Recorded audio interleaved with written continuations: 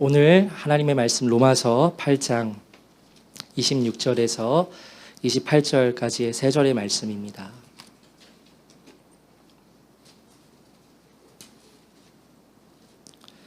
로마서 8장 26절에서 28절까지 세 절의 말씀을 우리 함께 읽겠습니다. 시작. 이와 성령도 우리의 연약함을 도우시나니 우리는 마땅히 기도할 바를 알지 못하나 오직 성령이 말할 수 없는 탄식으로 우리를 위하여 친히 간구하시느니라. 마음을 살피시는 이가 성령의 생각을 아시나니 이는 성령이 하나님의 뜻대로 성도를 위하여 간구하심이니라. 우리가 알거니와 하나님을 사랑하는 자 곧 그의 뜻대로 부르심을 입은 자들에게는 모든 것이 합력하여 선을 이루느니라. 아멘. 네, 오늘은 먼저 한 이야기를 나누고 설교를 시작하려고 합니다. 일본에 어떤 한 수도원이 있는데요. 그 수도원에 나무 12그루가 심겨져 있다고 합니다. 그리고 나무마다 베드로, 요한, 야고보 등등 예수님의 12제자의 이름을 팻말로 써서 붙여 놓았다고 해요. 그런데 시간이 흐르면서 보니까 그 가룟 유다의 이름의 팻말이 붙은 나무가 점점 시들어져 가는 겁니다. 그래서 수도원에서 그 원인을 찾고 있을 때 누군가가 그 이름의 팻말을 바꾸어 보자고 제안을 했습니다. 그래서 베드로와 가룟 유다의 팻말을 서로 바꾸었다고 해요. 그런데 며칠 뒤에 굉장히 신기하게도 그 죽어가던 나무가 다시 회복하기 시작하는 겁니다. 그리고 멀쩡하던 나무가 시들해져 버리는 거예요. 그래서 이상하게 여긴 수도사들이 그 뒤에 몇 번이나 팻말을 바꾸어 보았는데 가룟 유다의 팻말을 붙은 나무마다 죽어가는 것을 보게 되는 겁니다. 그래서 이런 현상의 원인이 무엇일까 가만히 살펴보니까 그 수도원에 오는 그 수많은 참배객들이 가룟 유다의 이름이 붙은 나무에만 한마디씩 저주나 아니면 좋지 않은 말들을 그렇게 남기는 거였답니다. 그래서 이 이야기는 사람이 하는 말에 나무가 반응을 하게 되는 이야기라고 할 수 있는데요. 이뿐만 아니라 이러한 실험의 결과도 있습니다. 제가 화면을 준비했는데 같은 조건입니다. 같은 조건에서 똑같은 식물에게 서로 다른 음악을 들려주는 거죠. 먼저 화초에게 아주 조용하고 잔잔한 클래식의 음악을 틀어주게 되면 아무 문제 없이 무럭무럭 잘 자란다는 겁니다. 그런데 아주 시끄럽고 강렬한 락 계열의 그러한 음악을 틀어주게 되면 이상하게 잘 자라지 못하고 음악이 나오는 스피커의 반대 방향으로 쏠려서 자라난다는 거죠. 또한 이야기가 있습니다. 10년 정도 되는 것 같은데요. 10년 전에 공영방송 MBC에서 한글날 특집으로 말의 힘이라는 주제로 다큐멘터리를 방영한 적이 있었습니다. 거기에서 한 가지 실험을 해요. 똑같은 그릇에 밥을 담고 그 앞에서 계속 말을 반복하는 겁니다. 하나는 고맙습니다와 같은 긍정적인 말을 하고 다른 하나는 짜증나 같은 그러한 부정적인 말을 그 앞에서 계속 반복을 각자 했더니 긍정적인 말을 했던 그 그릇에서는 하얀 곰팡이가 핀 반면에 부정적인 말을 했던 그 그릇 안에서는 아주 시커먼 그리고 심한 악취가 나는 곰팡이가 피었다는 결과를 TV를 통해서 제가 본 적이 있었습니다. 그래서 이러한 이야기를 드리면 무슨 말도 안 되는 소리를 하고 있는 거냐, 그럼 지금 쌀에 귀가 있다는 거냐, 막 이렇게 반응을 하실 수 있을 것 같은데요. 그러나 저는 개인적으로 충분히 신빙성 있는 결과라고 생각을 해요. 여러분, 사람들이 뿜어내는 에너지가 있습니다. 아세요? 우리 사람들이 뿜어내는 에너지가 있어요. 일종의 기운이라고 하지요. 그래서 부정적인 그러한 마음을 가진 사람들이 모인 곳에 가게 되면 나도 영향을 받습니다. 그리고 반대로 밝고 긍정적인 에너지가 넘치는 그러한 곳에 가게 되면 나도 그에 따라 좋은 영향을 받게 되는 것 같아요. 이에 대해서 굳이 과학적 잣대로 분석하지 않아도 사람들의 그 많은 에너지가 나에게 영향을 미친다는 것을 우리는 경험적으로 잘 알지요. 왜 이러한 이야기를 드리느냐 하면은 지난주에 하나님께서 만드신 자연, 즉 피조물이 그와 같은 생명을 가지고 있다는 것을 바울이 전하는 겁니다. 지금 이 세상에 존재하고 있는 피조물들이 그 마지막 새 하늘과 새 땅이 이루어지는 그때를 간절히 기다리고 고대하고 있다고 바울이 말하죠. 왜였지요? 왜 그때를 피조물들이 기다리고 있지요? 그날이 오면 이제 피조물들은 완전하게 모든 것이 회복되는 그 은혜를, 영광을 누리게 되기 때문입니다.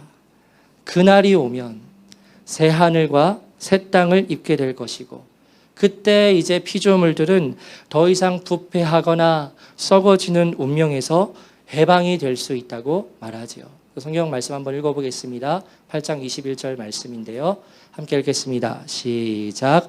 그 바라는 것은 피조물도 썩어짐의 종노릇한 데서 해방되어 하나님의 자녀들의 영광의 자유에 이르는 것이니라. 아멘.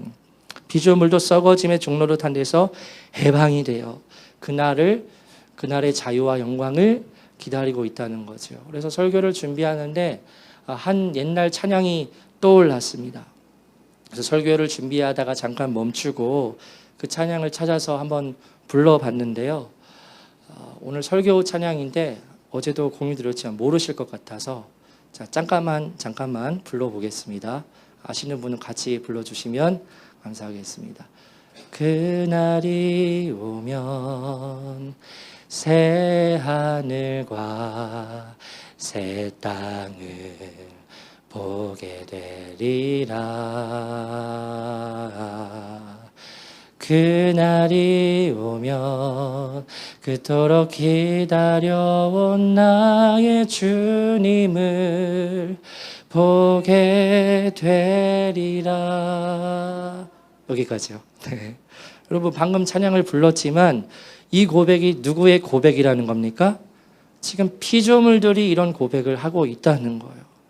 피조물들이 썩어짐의 종로로 하는 데서 해방이 되어서 영광의 자유에 이르기를 지금 간절히 원하고 있다는 거죠. 그런데 여러분, 이 원하고 바라는 것이 이 피조물들만의 이야기일까요? 아니죠. 우리의 이야기이기도 하죠. 그래서 바울은 이 말씀을 통해서 피조물들도 그렇게 간절히 고대하고 기대하고 있듯이 우리들도 마찬가지라는 겁니다. 우리도 이 보이는 몸에서 해방이 되어서 새로운 몸을 입고 하나님 나라에 들어갈 그때를 기다리고 고대하고 있지 않느냐는 거예요. 그래서 여러분은 기대하고 있습니까? 하고 바울이 말하는 거죠. 바울이 이와 같은 말씀을 전하고 있는 이유는 결국 여러분 고난의 문제 때문이에요. 우리의 삶에 찾아오는 그 고난들, 피하고 싶어도 피할 수 없는 그 삶의 어려움들을 만날 수밖에 없으니 그와 같은 고통을 겪게 될 때에 아직 보이지는 않지만 너무나 분명한 그 소망을 그때에 붙들라는 것입니다. 하나님의 나라가 곧 임하게 될 것을 기대하고 고대하라는 거죠. 그래서 지난주 본문 마지막 25절에는 바울이 이와 같이 말하는데요. 함께 읽겠습니다. 시작. 만일 우리가 보지 못하는 것을 바라면 참음으로 기다릴지니라. 아멘. 무엇을 참으라는 겁니까? 삶의 고통을 참으라는 거예요. 하루하루 힘겨운 삶을 살아가고 있는 로마 교회의 성도들에게 참고 인내하십시오. 그날을 기대하십시오. 라고 그렇게 바울이 전하고 있는 거예요. 그런 다음에 이제 오늘 본문의 말씀이 나오게 되는데요. 오늘 본문의 말씀은 우리가 잘 알고 있는 말씀입니다.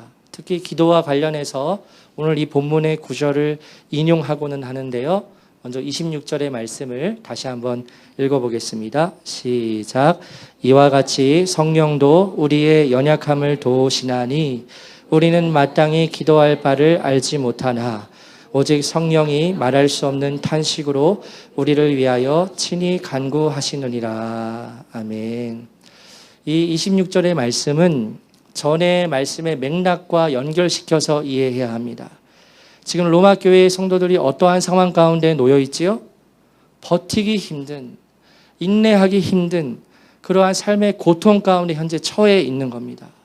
그래서 26절 말씀을 보시면 제가 노란색 글씨로 표현했지만 우리는 마땅히 기도할 바를 알지 못하나 라고 말하고 있죠. 여러분, 로마 교회의 성도들이 왜 기도할 바를 알지 못하는 것일까요? 왜냐하면 지금 연약함 가운데 놓여 있기 때문에 그래요. 앞에서 말했던 여러 삶의 어려운 고통들이 우리를 찾아오게 될 때 우리는 어떻게 반응해야 하고 대응해야 할지 몰라서 우왕좌왕하게 됩니다. 이것은 고난을 겪는 모든 사람들이 가지는 특징이라고 할 수 있어요. 더구나 이전에 경험해 보지 못한 어마어마한 삶의 고통을 겪게 되면 어떻게 대처해야 하는지 모르겠는 겁니다. 기도는 해야 할 것 같은데 그 거대한 파도와도 같은 삶의 고난이 우리를 덮치는 것을 경험하게 되면 정신이 없는 거예요. 어떻게 해야 할지 모르겠는 겁니다.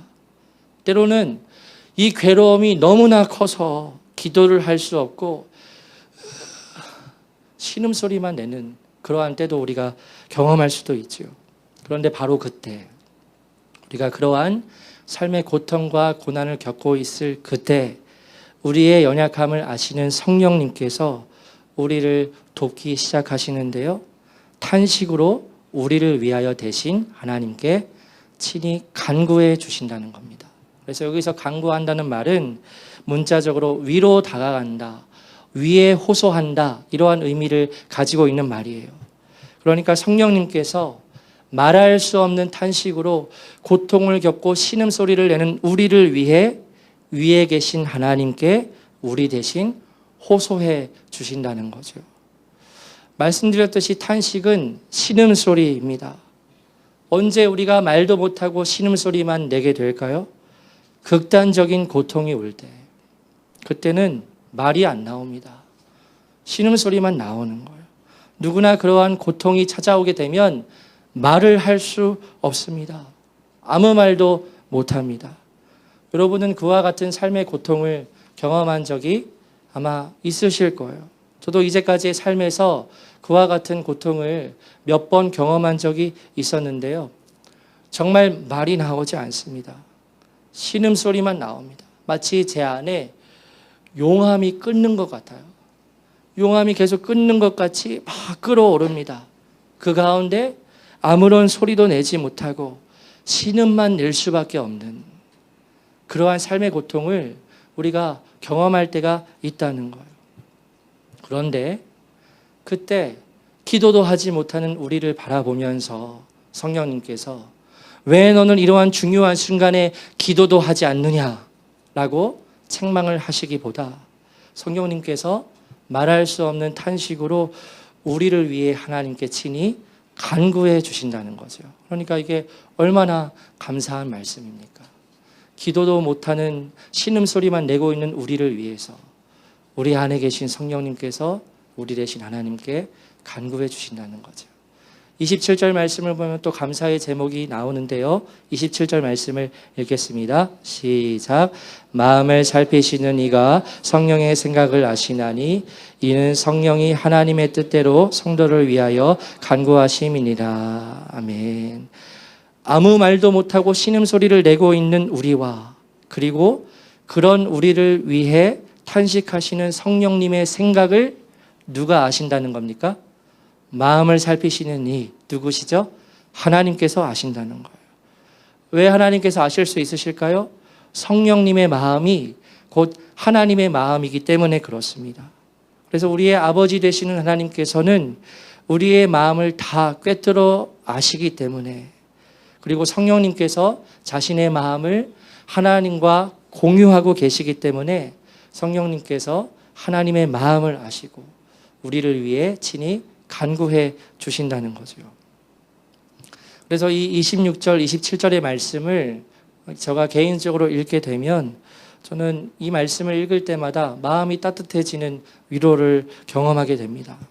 왜냐하면 이 두 절의 말씀들을 통하여서 이와 같은 진리를 확인할 수 있기 때문에 그런데요. 첫 번째는 믿음을 가진 그리스도인들이 고통을 겪게 될 때 그는 결코 혼자가 아니라는 겁니다. 우리의 눈에 보이지는 않지만 누가 함께하고 계십니까? 성령님께서 우리와 함께하고 계셔서 늘 함께하고 계셔서 이 한 가지 사실 우리가 믿음으로 붙잡게 될 때 우리는 큰 위로를 얻게 된다라는 거죠. 나는 혼자가 아니구나. 두 번째는 성령님께서 우리 대신 기도해 주신다는 겁니다. 예수님을 믿어도 때로는 너무나 버거울 정도로 힘든 일들을 만나게 될 때 어떻게 기도해야 할지 분간이 서지 않을 때가 있죠. 말씀드렸지만 너무 힘들어서 신음소리만 낼 수밖에 없는 그러한 때가 있습니다. 그런 우리의 연약함으로 인하여서 기도할 수조차 없을 때 성령님께서 우리 대신 친히 하나님께 간구해 주신다는 거죠. 마지막으로 성령님께서 우리를 위해 기도하실 때 하나님의 뜻대로 기도하십니다. 우리는 어리석고 연약하여서 여러 고난과 어려움을 겪게 될 때에 어떤 것이 하나님의 뜻인지 잘 모르겠는 겁니다. 여기서 그냥 내가 참고 인내해야 되는 걸까? 아니면 내가 이 문제 가운데서 적극적으로 반응하며 나아가야 하는 것일까? 어떻게 내가 이 어려움 앞에서 반응해야 할지 연약한 우리는 잘 모르겠는 거죠. 그런데 그 가운데 성령님께서 우리를 위해 기도하실 때 하나님의 뜻대로 간구하신다는 겁니다. 그 고난 가운데에서 구해야 할 하나님의 정확한 뜻에 따라 성령님께서 간구해 주시고 하나님께서는 그 간구를 들으시고 응답해 주신다는 거죠. 이렇게 26절, 27절 이 두 절의 말씀은 예수님을 진실히 믿는 믿음을 가진 우리들에게 큰 힘이 되고 따뜻한 위로가 되는 그러한 말씀입니다. 우리가 고통을 받는 현장 가운데 있을 때 성령님께서 함께해 주시고 기도할 줄 모르는 우리를 위해 대신 기도해 주시고 하나님의 뜻에 따라 기도해 주시는 그 은혜가 정말 감사한 거죠. 그런데 그 다음 28절 말씀을 보면 우리에게 더 큰 소망의 말씀이 주어지고 있습니다. 28절 말씀 함께 읽겠습니다. 시작. 우리가 알거니와 하나님을 사랑하는 자 곧 그의 뜻대로 부르심을 입은 자들에게는 모든 것이 합력하여 선을 이루느니라. 아멘. 무엇이라 말씀하고 있지요? 하나님을 사랑하는 자 곧 그의 뜻대로 부르심을 입은 자들에게는 모든 것이 합력하여 선을 이루게 된다는 말씀이고 우리가 잘 아는 말씀입니다. 먼저 이 말씀을 우리가 다시 새롭게 보게 될 때 발견할 수 있는 점은요. 이 놀라운 약속의 말씀은 모든 이에게 적용되는 말씀이 아니라는 점을 우리가 알 수 있지요. 누구에게만 이 말씀이 적용이 됩니까? 네, 하나님을 사랑하는 자, 곧 그의 뜻대로 부르심을 입은 자들에게 해당이 되는 그러한 약속의 말씀이라는 겁니다. 보통 신약 성경에서 하나님을 사랑하는 자라는 표현은요, 이와 같은 의미를 가지고 있습니다. 그것은 하나님을 위해 살기로 헌신한 사람들의 의미를 가지고 있어요. 그래서 하나님을 사랑하는 자들은 곧 하나님을 위해 살기로 헌신한 사람들을 의미합니다. 여기서 말하는 하나님을 향한 헌신이란 교회 안에서의 봉사를 의미하는 것이 아닙니다. 하나님을 위해 살기로 헌신했다는 것은 하나님의 하나님 되심을 인정하고 내가 가진 모든 것으로 하나님만을 섬기는 것입니다. 내가 가진 능력과 내가 가진 시간과 내가 가진 재물 등 하나님께서 원하시고 그리고 우리가 하나님의 부르심을 받았다면 그 일을 위해서 달려가는 그러한 사람들이 하나님을 향해 헌신하는 자이고 그러한 사람들이 하나님을 사랑하는 자라고 말할 수 있죠. 누구든지 하나님을 사랑한다고 우리의 입으로 고백할 수 있습니다.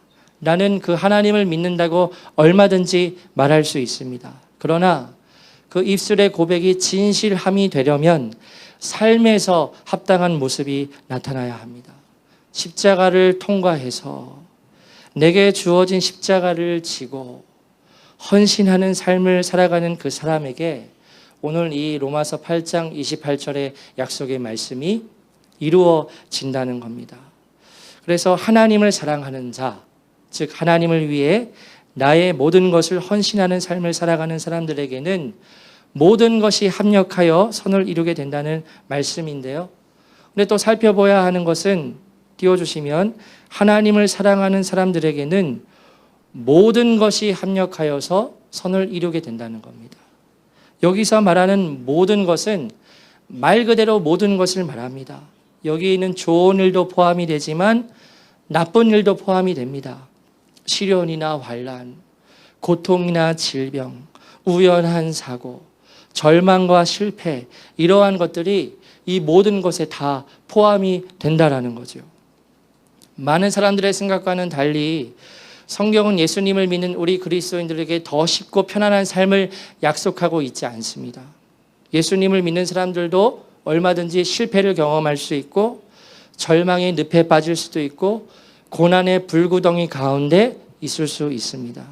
그러나 예수님을 믿는 우리 그리스도인들은 그러한 상황 가운데 있다 할지라도 모든 상황을 선으로 바꾸어 주실 수 있으신 하나님을 믿고 신뢰하며 나아가야 하는 거죠. 또 나아갈 수 있다는 겁니다. 그러니까 구원받은 그리스도인들은 우리의 입에서 이와 같은 말들을 섣불리 내뱉으면 안 돼요. 그 일은 나를 완전한 실패자로 만들었어. 나는 이제 완전히 끝났어. 이제는 내게 아무런 소망이 없어. 와 같은 말들이에요. 우리 하나님을 믿는 사람들은 이러한 말들을 섣불리 내뱉지 말아야 합니다. 나쁜 일까지도 합력하여서 선을 이루게 된다는 이 28절의 말씀을 적용해 볼 수 있는 유명한 성경의 한 인물이 있는데요. 바로 요셉입니다. 요셉은 야곱이 사랑했던 아들로 그렇게 사랑을 받으면서 행복한 날들을 보냈지요. 그런데 10대 후반부터 요셉의 삶에서는 고난이 끊이지 않게 됩니다. 한 피를 나눈 형제들이 자신을 타국의 노예로 팔아버리게 되고 사랑받는 자녀로서 살아가다가 노예가 되어 비참하게 된 삶도 기가 막혀 죽겠는데 그러한 상황에서 포기하지 않고 성실히 임하죠. 보디발 장군의 집에 가서 성실히 임하고 또 하나님께서 보실 때 그 죄의 치명적인 유혹이 찾아왔을 때 나는 범죄를 하지 않으리라. 나는 하나님 앞에서 정결하리라 라고 선택을 했더니 그 결과가 무엇입니까? 컴컴한 지하 감옥에 갇히게 되었죠. 언제 감옥에서 나올 줄 모르는 겁니다. 그 가운데 왕의 포도주를 맡은 관리의 꿈을 해석해 주어서 혹시 이 사람을 통해서 내가 이 감옥에서 나갈 수 있을까? 희망의 끈을 붙들지만 그 희망의 끈도 조차 금방 끊어져 버리는 일들을 경험하게 되죠. 그런데 그와 같은 고난을 계속해서 겪던 요셉이 애굽의 총리가 되고 결국 자신을 노예로 팔아먹은 형들을 다시 만나게 되었을 때 다음과 같은 믿음의 고백을 하는데요. 창세기 50장 20절 말씀을 함께 읽어보겠습니다. 시작. 당신들은 나를 해하려 하였으나 하나님은 그것을 선으로 바꾸사 오늘과 같이 많은 백성의 생명을 구원하게 하시려 하셨나니. 아멘. 요셉이 무엇이라 고백하고 있지요? 형들에게 자신이 노예로 팔렸고 그 이후에 겪은 수많은 고난들을 하나님께서 선으로 바꾸어 주셔서 오늘날 많은 백성의 생명과 사랑하는 가족의 생명을 구원하게 되었다고 고백을 하고 있죠. 여러분, 이 요셉의 고백이 놀라운 점은요, 이 고백의 초점이 누구에게 맞추어져 있습니까? 요셉에게 있나요? 요셉 나 자신이 이제까지 그 고난들 가운데 잘 버텼다고 말하는 겁니까? 그것이 아니라 하나님께서 내가 겪은 그 고난들을 결국 선으로 바꾸어 주셨다는 거예요. 하나님께서 그것을, 즉 그 모든 악한 일들을 바꾸시고 선을 이루어 주셨다는 겁니다. 그래서 여러분, 요셉이 했던 이 믿음의 고백은 예수님을 믿는 성도의 입술에서 나올 수 있는 고백이라 할 수 있지요. 어떠한 고통과 절망의 순간에서도 나는 이제 다 끝났어. 라는 그러한 절망의 말을 내뱉지 말아야 한다는 겁니다. 그래서 오늘 이 설교를 통해서 고난 가운데 위로하시는 하나님의 음성을 듣게 되시기를 바랍니다. 우리가 기도할 바를 알지 못할 때요, 성령님께서 우리 대신 친히 간구해 주고 계십니다. 그리고 하나님을 사랑하는 사람들에게는 모든 일이 좋은 일뿐만 아니라 좋지 않은 나쁜 일까지도 모두 합력하여서 선을 이루게 된다는 거죠.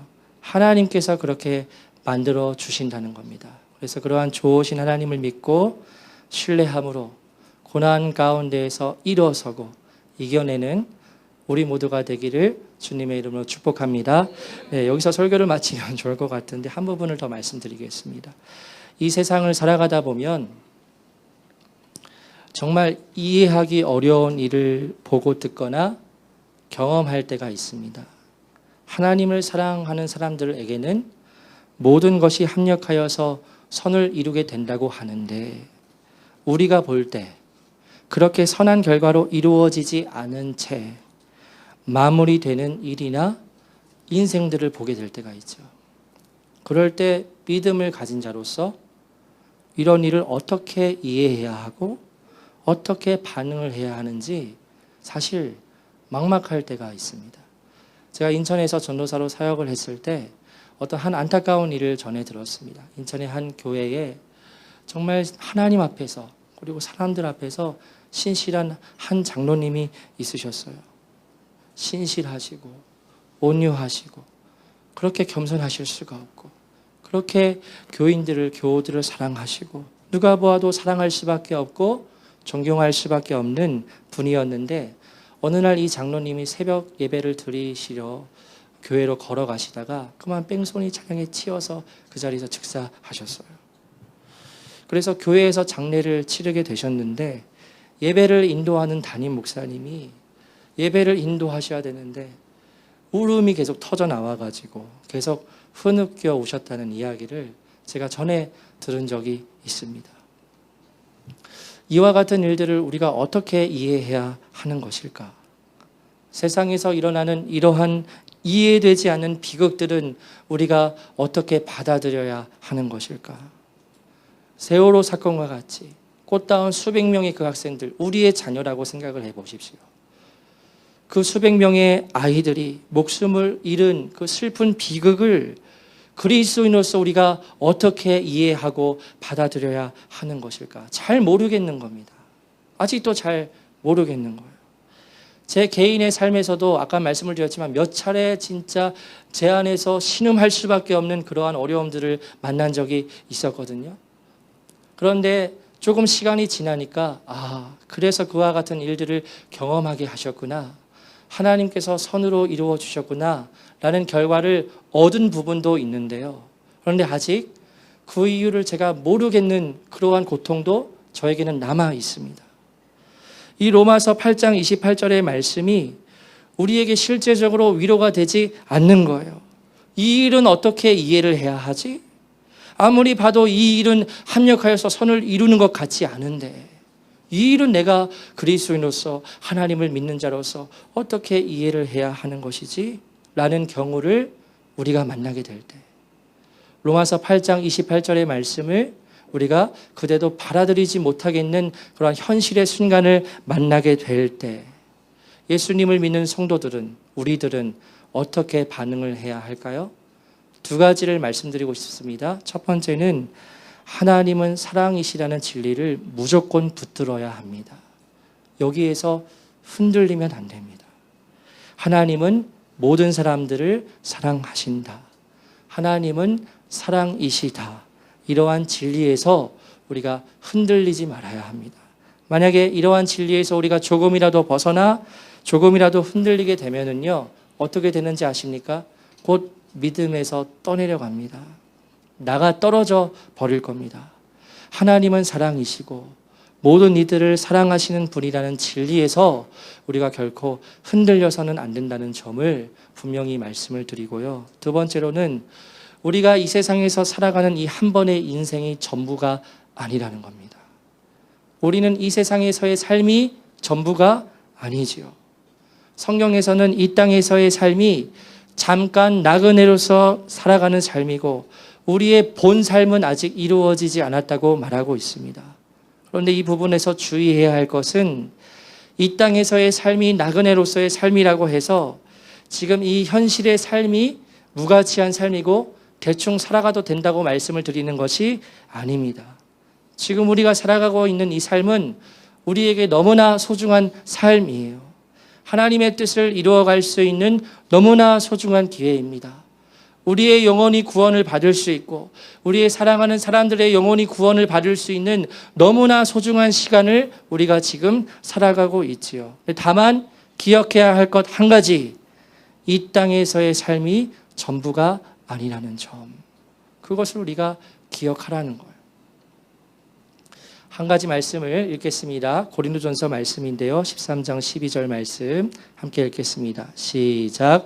우리가 지금은 거울로 보는 것 같이 희미하나 그때에는 얼굴과 얼굴을 대하여 볼 것이요 지금은 내가 부분적으로 하나 그때에는 주께서 나를 아신 것 같이 내가 온전히 알리라. 아멘. 저는 이 말씀이 도저히 해결되지 않은 고통의 문제에 대한 답이 될 수 있을 거라고 생각을 합니다. 우리가 지금은 거울로 보는 것 같이 희미하지만 그때 거울은 청동 거울이었거든요. 지금 우리가 가진 거울과 달리 흐릿한 청동 거울이었어요. 그것을 비유해서 말하는 겁니다. 지금은 우리가 거울로 보는 것 같이 희미하지만 그때에는 하나님과 얼굴과 얼굴을 대하여 보게 될 것이라는 거죠. 지금은 내가 부분적으로밖에 알지 못하고 이해되지 않는 부분이 많지만 그때에는 내가 온전히 알게 될 것이라는 이 말씀은 제가 평소에 믿음으로 붙잡고 있는 말씀이기도 해요. 그래서 저는 하나님을 뵙게 되면 너무나 감사하고 너무나 감격스럽겠지만 여쭈어 볼 겁니다. 하나님, 그때 제 삶에서 일어난 그 일은 어떻게 이해해야 하는 것이었을까요? 하나님, 과거에 그 일들이 의미했었던 바가 무엇이었을까요? 하고 저는 여쭈어 볼 거예요. 이와 같은 생각을 제가 하게 되는 것은 제가 소망하는 그때가 반드시 제게 도래할 것이라는 믿음을 가지고 있기 때문에 그렇습니다.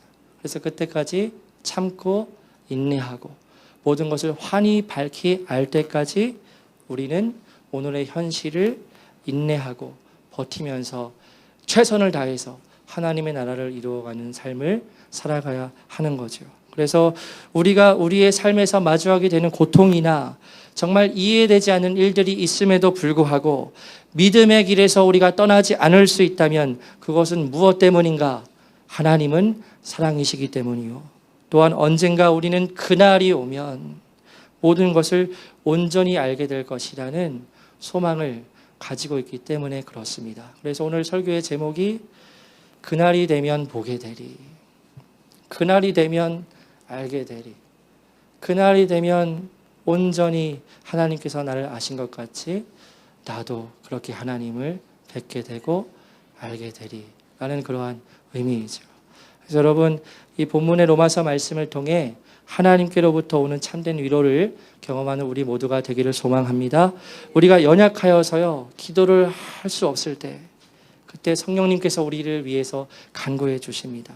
또한 하나님을 사랑하는 우리에게는 모든 것이 합력하여서 선을 이루게 될 것입니다. 혹 그렇게 보이지 않다 하더라도 하나님을 뵙게 될 그때에는 모든 것을 다 알게 될 것입니다. 오늘의 이 말씀을 우리의 심령에 깊이 새기고 어떠한 순간에서도 우리와 함께 하시는 성령님과 그리고 우리를 사랑하시는 하나님을 굳게 믿으며 나아가는 우리 더가스펠 교회 교우 모든 성도님들 되시기를 주님의 이름으로 축복합니다.